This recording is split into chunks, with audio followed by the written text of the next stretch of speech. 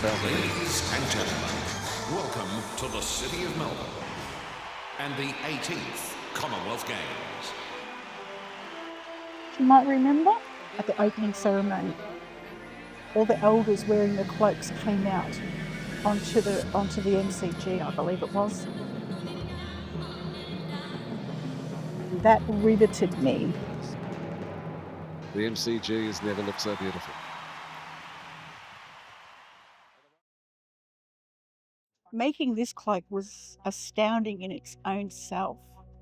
But coming along with that is the story of me and the Possum Skin Cloaks. I'm a printmaker originally. I started off making prints, but have dabbled in art all my life.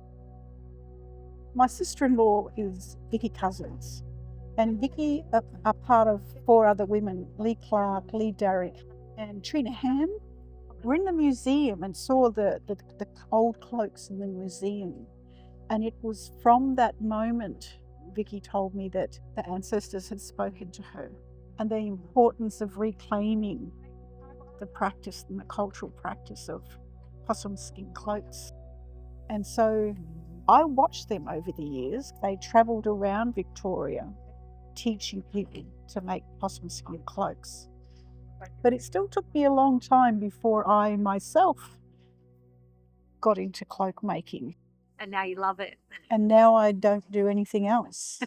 You know, they live around me. The experience of making the Victorian Treaty cloak was astounding.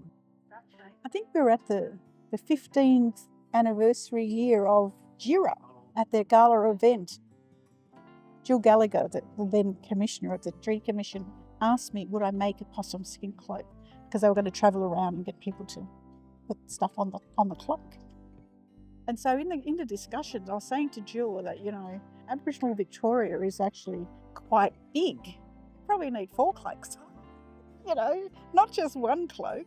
And so we talked about how big a cloak would be. And so I went back after accepting, yes, I would make one for the Treaty Commission and put on a little possum skin, lots of little frames. And I showed Jill and I said, how does this look? And she really loved that idea.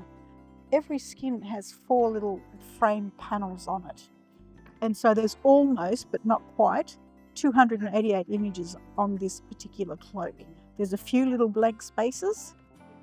So I don't know who's going to be lucky enough to fill those in or whether they even should. The actual process of getting the imagery onto the skins took a couple of months. But then the big work, the real work began was trying to do justice to the imagery that people had honoured me to do for them.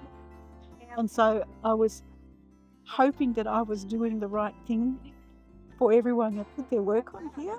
Yeah. The fright of ruining someone's artwork was weighed heavy on me, and it was the paying of attention to make sure I didn't do that was enormous in the era that I grew up in. You know, I was born in 1964, before the 1967 referendum, you know, so our young ones of today, they just need to grab hold of everything and run with it because you can now. You know, they can't legally kill you anymore for practicing culture, speaking your language, dancing your dance and ceremony.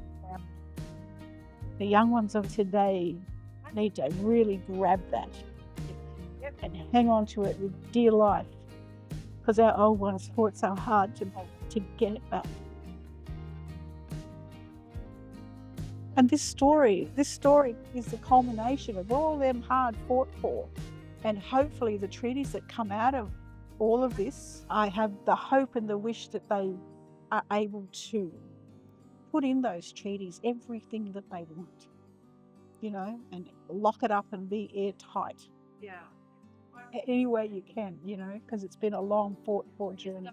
And all the mobs down here on the east coast of Australia, we're leading the way, you know.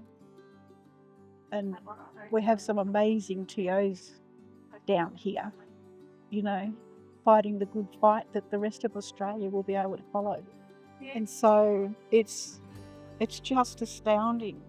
And like I said, it's a story, a journey of a story of me and Treaty, historical documents on Possum Skin Cloaks.